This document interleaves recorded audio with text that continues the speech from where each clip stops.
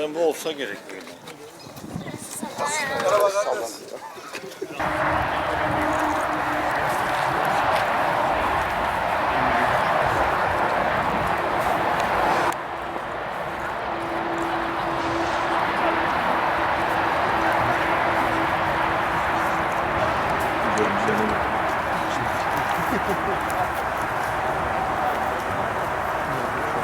Hüdapar Gençlik Kolları olarak Türkiye genelinde Gençlik Haftası programları düzenliyoruz.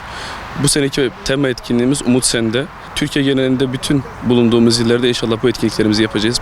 Bugün Pazar günü Bingöl etkinliklerimizin startını veriyor. Etkinliklerimiz Bingöl'de başlayıp Adana'da son bulacak. En sonunda ayın 30'unda, 30 Ekim'de inşallah Adana'da Türkiye geneli yaptığımız etkinliklerin son finalini burada yapmış olacağız. İnşallah yapacağımız etkinliklerde oyunlar, voleybol turnuvası, ilahi konseri, ezgiler olacak inşallah.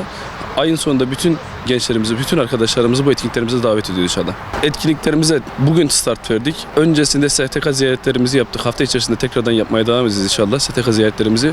Bugün de sabah namazıyla başladık. Devamında doğa yürüyüşümüz oldu. Biraz önce de kahvaltımızı yaptık. Şu anda gençlerimizle bir sohbetimiz olacak. Ondan sonra dağılacağız. Türkiye genelinde böyle etkinlikler çok yapılıyor. Ama bizim yaptığımız etkinlikler Allah-u Teala'nın rızasını kazanmak için yapan etkinlikler. Bazıları festival yaparken, kutlamalar yaparken helal harama dikkat etmiyorlar.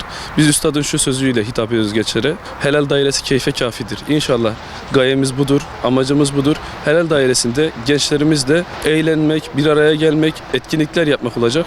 Allah razı olsun. İslam bizim fıtrat dini olarak bize fıtratımızın ihtiyacı olan her şeyi helal dairesinde vermiştir. Gençler olarak bugün sizler aynı zamanda bu duruşla dinamizmi sergiliyorsunuz. Güç sizdedir. Ya bunu Allah için kullanırız, İslam için kullanırız, İbrahim Aleyhisselam gibi kullanırız. Allah nasıl İbrahim için dedi ki ya naru kuni berden ve selamen ala İbrahim. Nasıl ki ateşi İbrahim'in üstüne serin ve selametli kıldı.